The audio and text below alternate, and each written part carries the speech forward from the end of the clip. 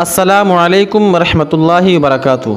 ناظرین کرام، آج بہت ہی ضروری مسئلے کے ساتھ آپ لوگوں کے درمیان ویڈیو کی شکل میں حاضر ہوا ہوں، جس میں ہم تمام غلطی کرتے ہیں اور پتہ نہیں ہماری نماز ہوتی ہے یا نہیں۔ وہ غلطی کیا ہے؟ وہ غلطی یہ ہے کہ سجدے میں دونوں پاؤں زمین سے اٹھے رہتے ہیں یا صرف انگلیوں کا سرا زمین سے لگا ہوتا ہے اور ان کا پیٹ نہیں لگا ہوتا ہے۔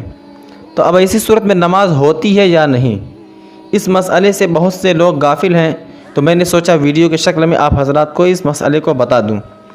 دیکھیے، اگر سجدہ میں دونوں پاؤں زمین سے اٹھے رہے یا صرف انگلیوں کے سرے زمین سے لگے رہے، جو انگلیوں کے سرے ہوتے ہیں وہ صرف زمین سے لگے اور کسی انگلی کا پیٹ بچھا نہیں، تو اس صورت میں نماز بالکل نہیں ہوگی۔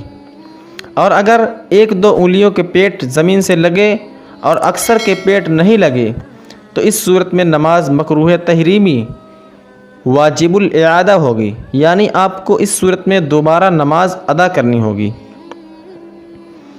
اسی طرح فتاوی رضویہ جلد اول صفحہ نمبر 556 پر ہے کہ سجدے میں فرض ہے کہ کم از کم پاؤں کی ایک انگلی کا پیٹ زمین پر لگا ہو اور ہر پاؤں کی اکثر انگلیوں کا پیٹ زمین پر جمع ہونا واجب ہے، یعنی آپ کے دونوں پاؤں کی اکثر انگلیوں کا پیٹ زمین سے لگنا یہ واجب ہے۔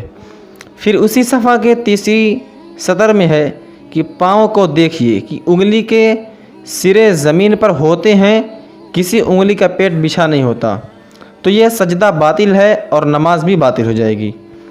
اور حضرت صدر الشریعہ علیہ الرحمۃ والرضوان تحریر فرماتے ہیں کہ پیشانی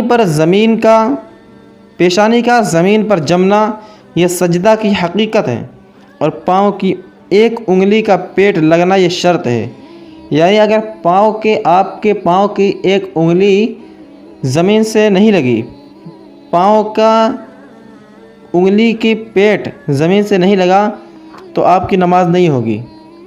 تو اگر کسی نے اس طرح سجدہ کیا کہ دونوں پاؤں زمین سے اٹھے رہے، تو نماز نہ ہوئی، بلکہ اگر صرف انگلی کی نوک زمین سے لگی جب بھی نہ ہوئی، اس کے انگلی کے کم از کم ایک پیٹ کا لگنا ضروری ہے، واجب ہے۔